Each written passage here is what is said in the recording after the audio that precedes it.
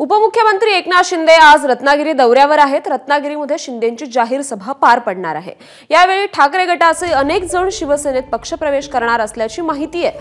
माजी आमदार सुभाष बने यांच्यासह अनेक कार्यकर्ते शिंदेंच्या शिवसेनेत प्रवेश करणार आहेत। सभास्थळावरून आढावा घेतलाय आमच्या प्रतिनिधी अमोल मोरेंनी। आपण पाहूयात।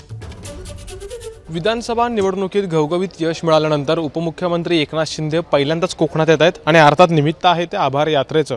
पण याला दुसरी एक बाजू आहे ती महत्त्वाची आहे, कारण की विधानसभा निवडणुकीनंतर जो जिल्हा किंवा कोकण म्हणजे शिवसेनेचा बालेकिल्ला साधारणपणे उद्धव बाळासाहेब ठाकरे यांच्या पाठीशी बहुसंख्य कार्यकर्ते पदाधिकारी दिसून आले। पण एकंदरीत ते कार्यकर्ते पदाधिकारी माजी आमदार लोकप्रतिनिधी उपमुख्यमंत्री एकनाथ शिंदे यांच्या उपस्थितीमध्ये याच ठिकाणी शिवधनुष्य हाती घेणार आहेत। अर्थात एकनाथ शिंदे यांच्या शिवसेनेमध्ये ते प्रवेश करणार आहेत आणि त्यामुळे हा एकंदरीत मोठा धक्का आजच्या दिवशी कोकणात उद्धव बाळासाहेब ठाकरे यांच्या शिवसेनेला बसणार आहे। ऑपरेशन टायगरची सुरुवात झाली होती आणि त्यानंतर सध्या एक मोहरा जो आहे किंवा एक बुरुज जो आहे उद्धव बाळासाहेब ठाकरे यांच्या शिवसेनेचा तो ढासळायला लागलेला आहे। जे शिलेदार आहे ज्यांनी अगदी मागच्या 3 वर्षामध्ये उद्धव बाळासाहेब ठाकरे यांना खंबीर साथ दिली, हे शिलेदार हे किल्लेदार आता मात्र एकनाथ शिंदे यांचं नेतृत्व स्वीकारणार आहेत आणि त्यामुळे एकंदरीत ह्या आजच्या दौऱ्याला खूप महत्त्व आहे। अगदी जय्यत तयारी या ठिकाणी झालेली आहे। दुपारी 2 ते 2:30च्या दरम्यान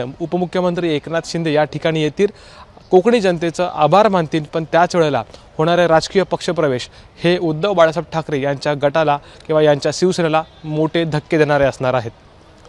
कॅमेरामॅन महबूब शेखसह अमोल मोरे, एबीपी माझा, रत्नागिरी। एबीपी माझा, उघडा डोळे बघा नीट।